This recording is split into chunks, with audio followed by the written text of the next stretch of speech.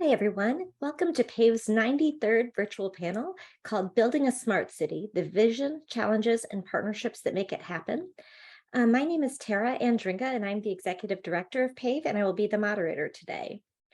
We talk a lot about public sector entities, and there's a recurring theme about how they can help to prepare their communities for an autonomous future. There are endless considerations to think about, and it's helpful to look at communities that have ventured down this path to see what they have learned and how other communities can take those lessons.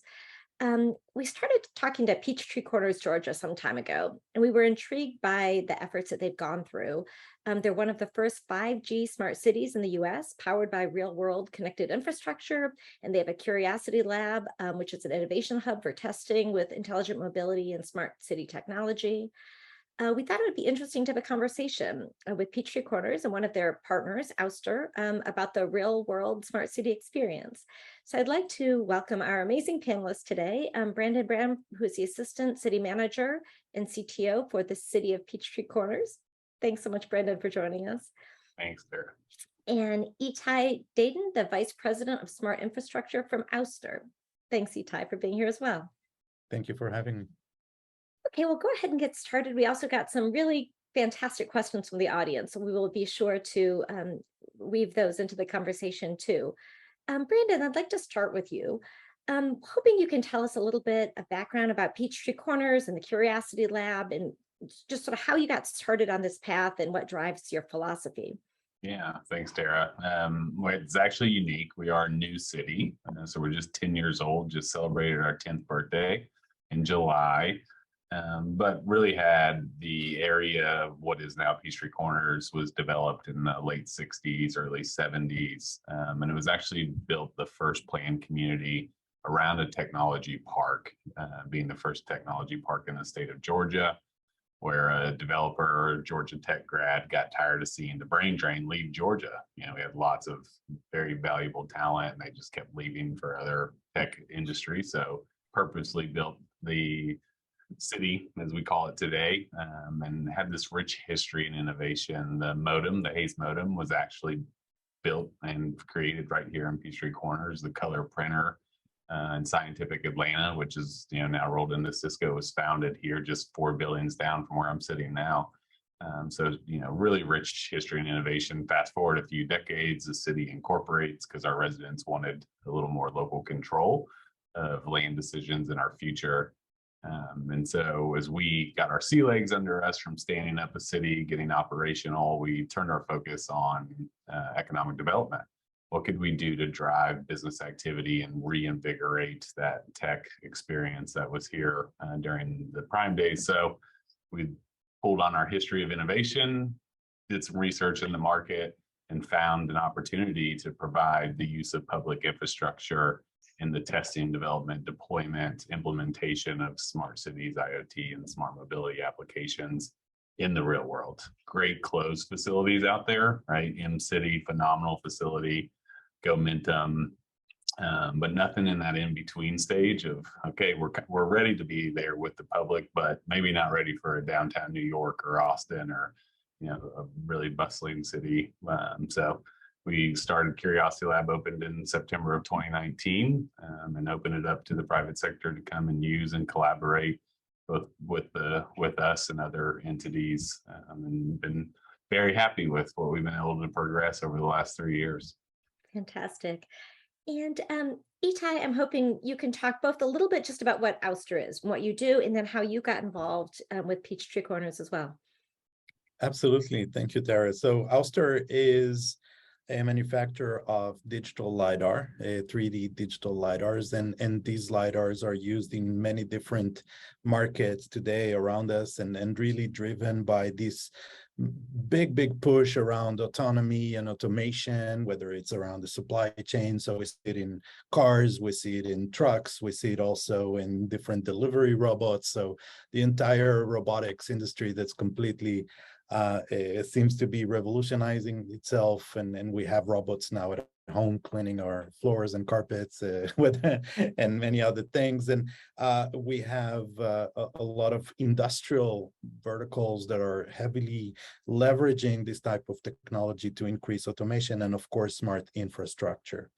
And that's where the point, the touch point with Curiosity Labs and Peachtree Corners is, where we've essentially brought our LiDARs to life in a real life environment, just like Brandon mentioned, on an intersection in just near the Curiosity Lab center, to look at the intersection traffic and understand it in a way that is impossible to do with other types of sensors.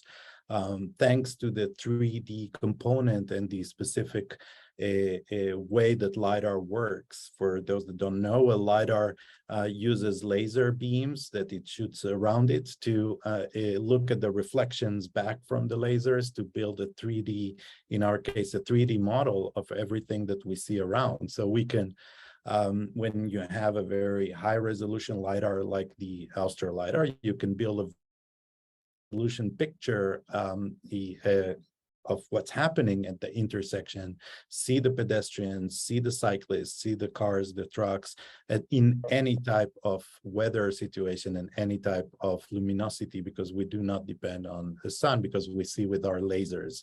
So we see very, very well at night, which is especially important, as we'll talk about later. Absolutely. Thank you. Brandon, I want to ask you what is going to seem like the most simplistic question ever, but curious how you would answer it. I feel like just the phrase smart city is something that's thrown around a lot. And I'm curious if you can just explain what a smart city is, kind of what that entails, and then what the benefits are to drivers and pedestrians and the public living in the community. Yeah, probably my favorite question, because you could ask 99 people and get 99 different answers. Exactly. Because every community is unique, right? We all have different things that we're looking to provide to our citizens and constituents as we build out our infrastructure for a smart and connected community.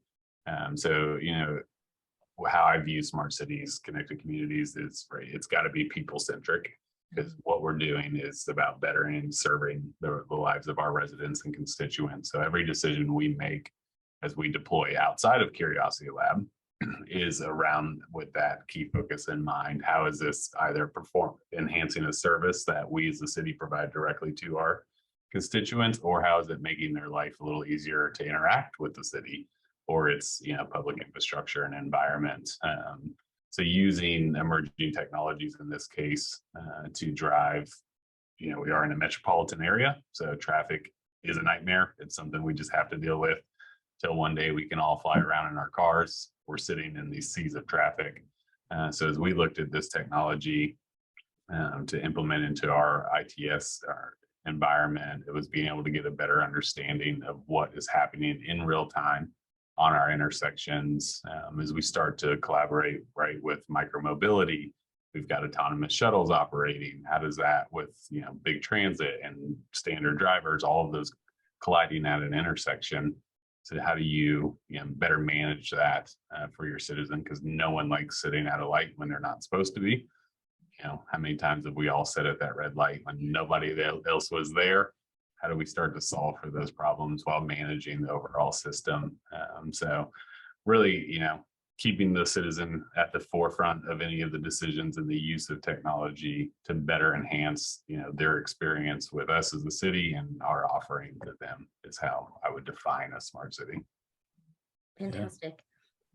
Itai, go ahead. It's just that, you know, for me as a technology geek, you know, it's really the best of all of both worlds, because we really get to use the technology for the best thing ever, which is for the benefits of our communities, right? We really see how we implement it, we bring it to life, and we see the benefits. And it's so important that a smart city, you know, in Peachtree Corners will mean something completely different than smart city in Chicago or New York, just or cities in other countries, right? But I do believe that they do all, at the end of the day, are about how to use technology for to solve specific problems of that community. Yeah.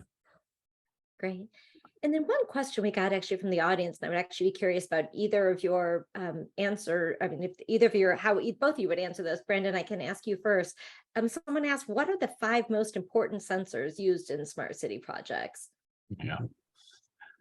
Again, goes back to that, what does the community need? Right. So for us, I would say one is the LiDAR, the visual, implementation on the intersection, combined with 2 other features, one being video.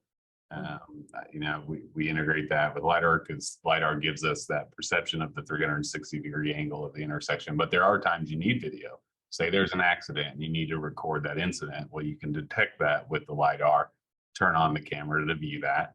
And then as we get into connected vehicle applications, using these detection methods to verify pedestrians and crosswalks, converting that to a connected vehicle message to broadcast out to those vehicles that can receive that. So we're testing that currently in Curiosity Lab that has successfully deployed that.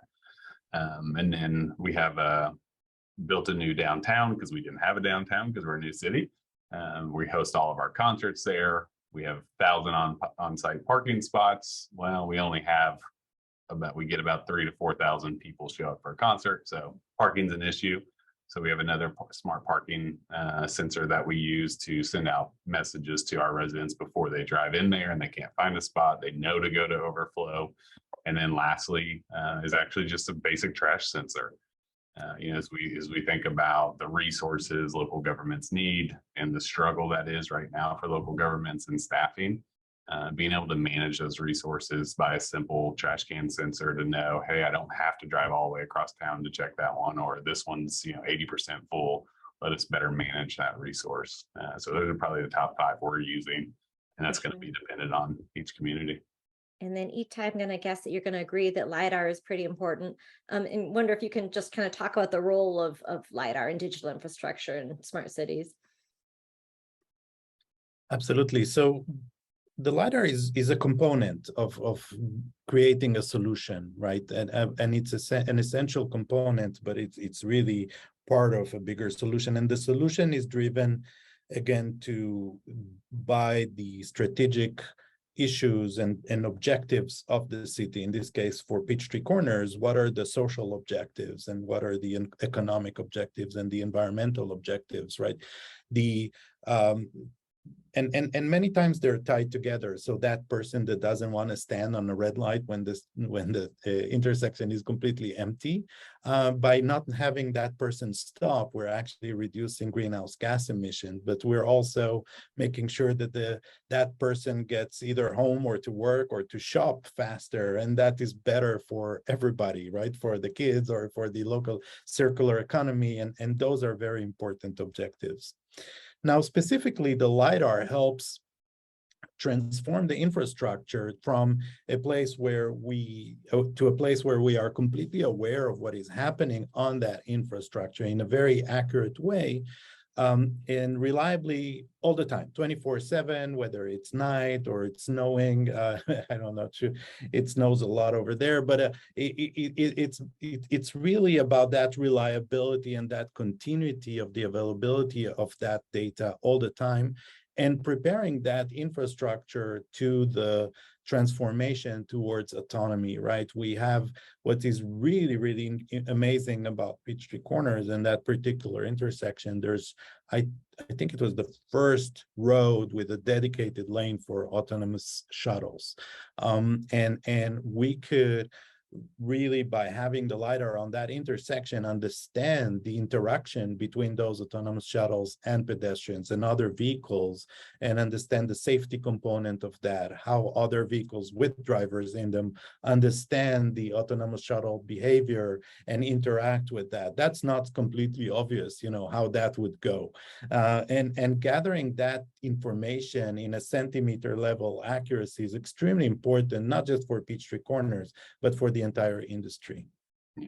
I think another good point that didn't mention too is, like, as we all think about, right, privacy and data and how we secure our residents' information, LiDAR presents a very unique opportunity for that, because you recognize a car, but you don't know that car's white. You don't know the license plate tag on that.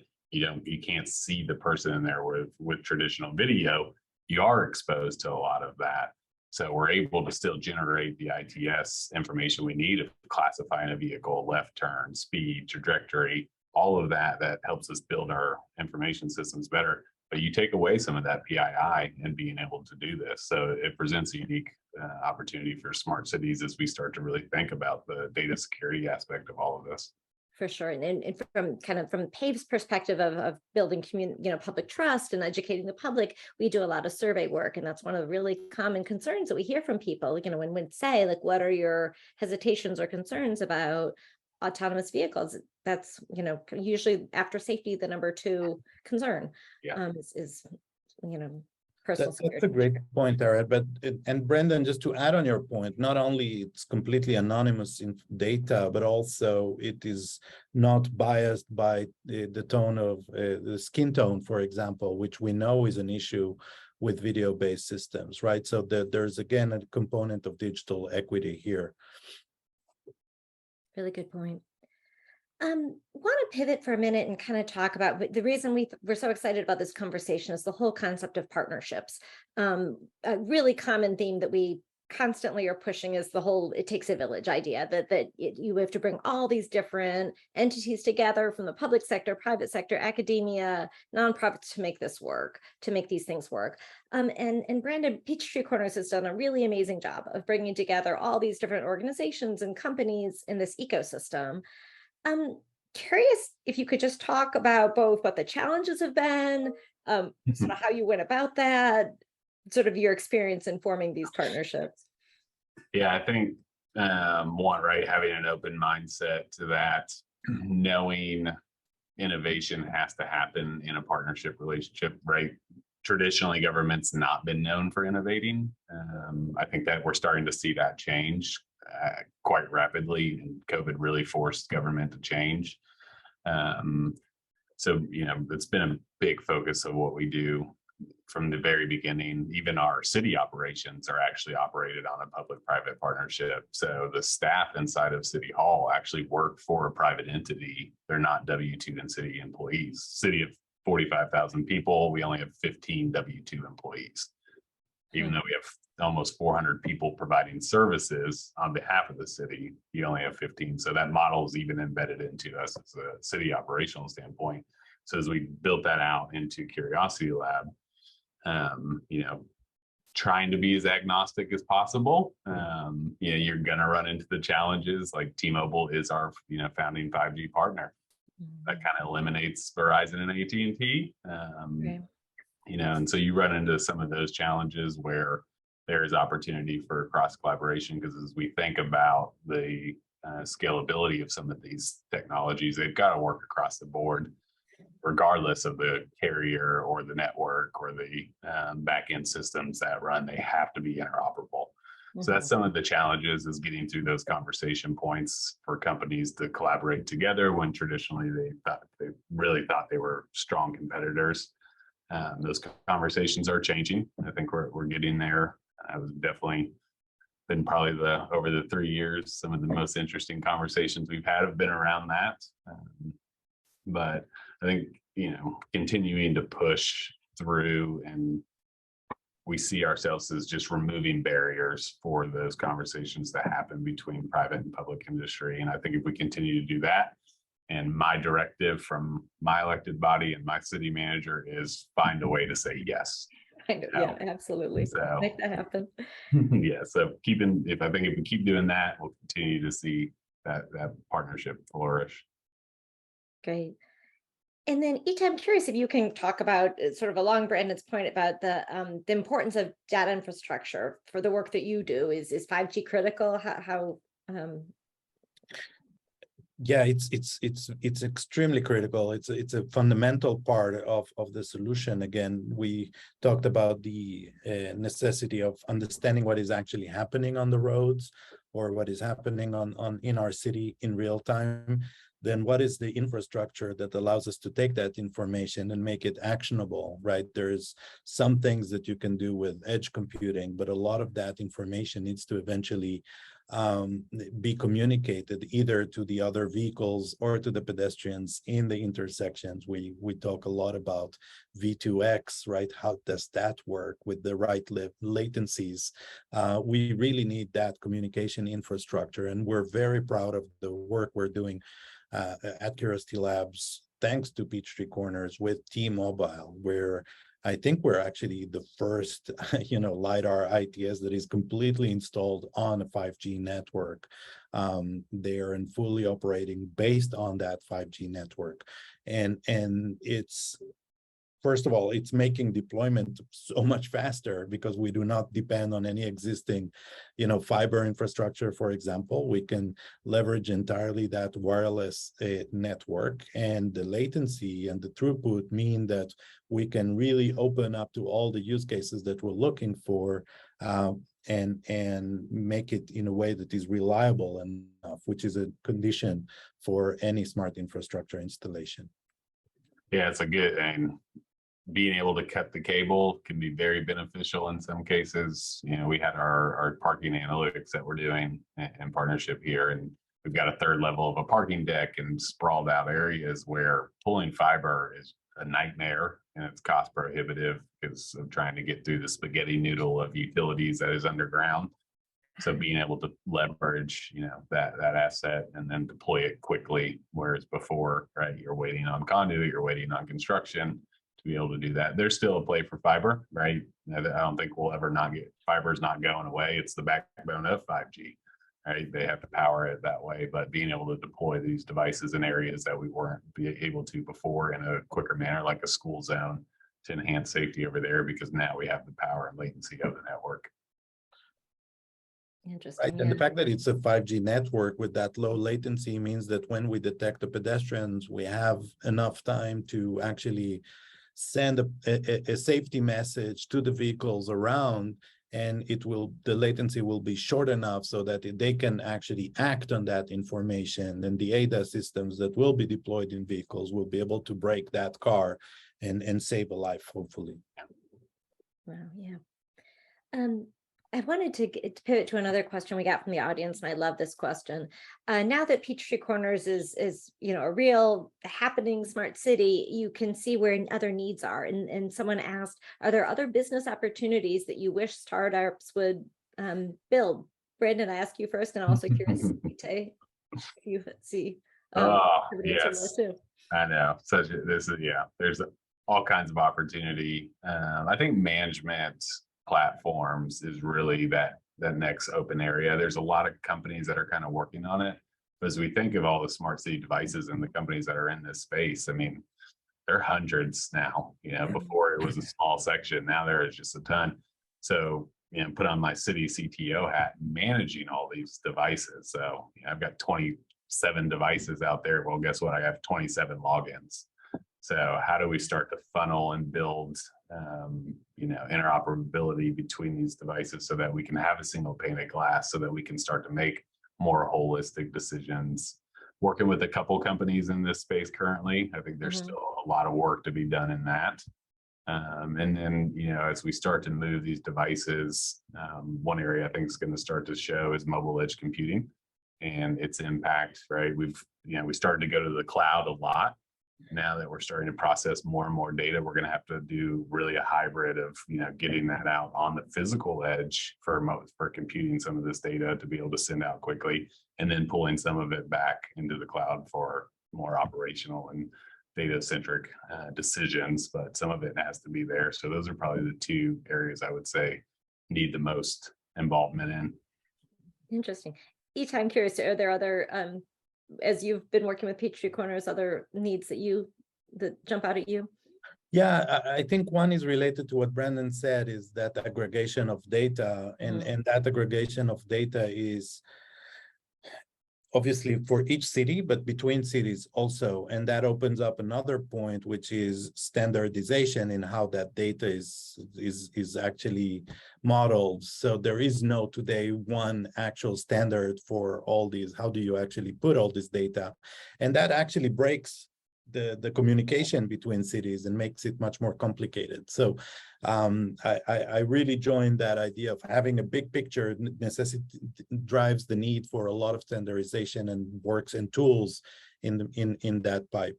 The other area where I see a lot of growth happening and opportunity for startups is in the digital twin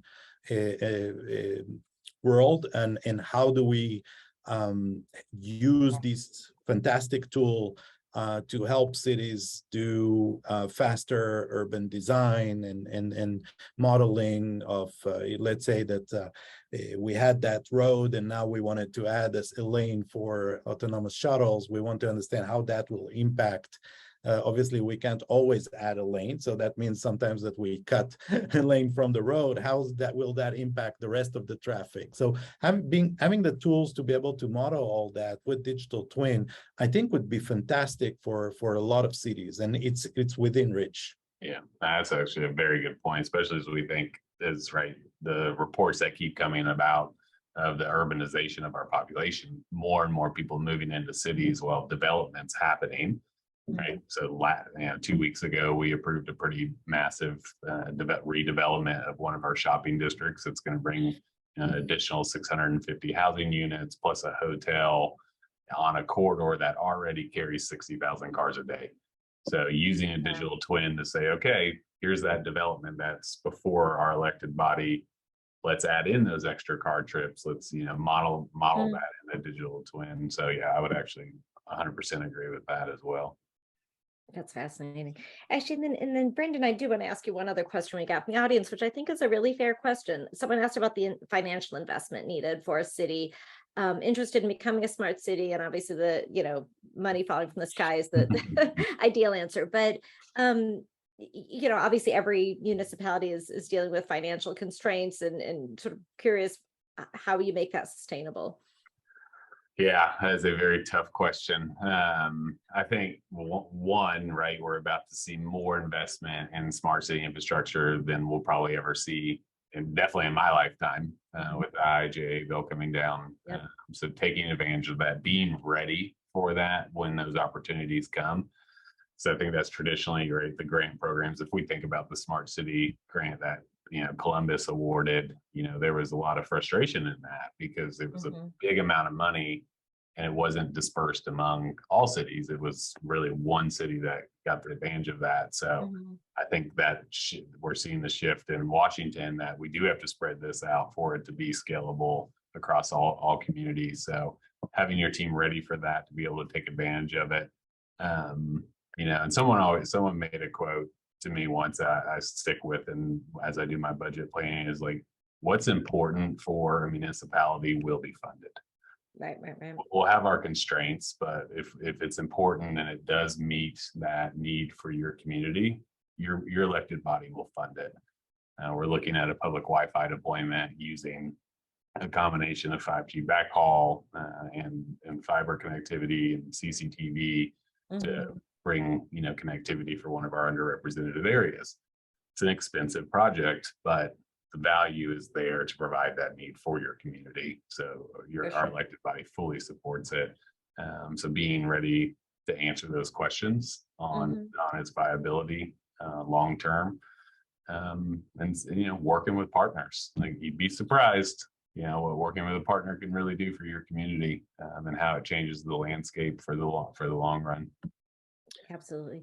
We are almost out of time. So I want to, for the last question for both each of you, I want to look, we get a lot of people, in fact, in the audience, we have a lot of people from other communities and public sector entities. So I'd love to kind of ask about lessons learned and what advice you'd give to other communities. So Itai, I'll go to you first, but what has Ouster learned from this experience, and how is that scalable or, for other, or usable for other communities?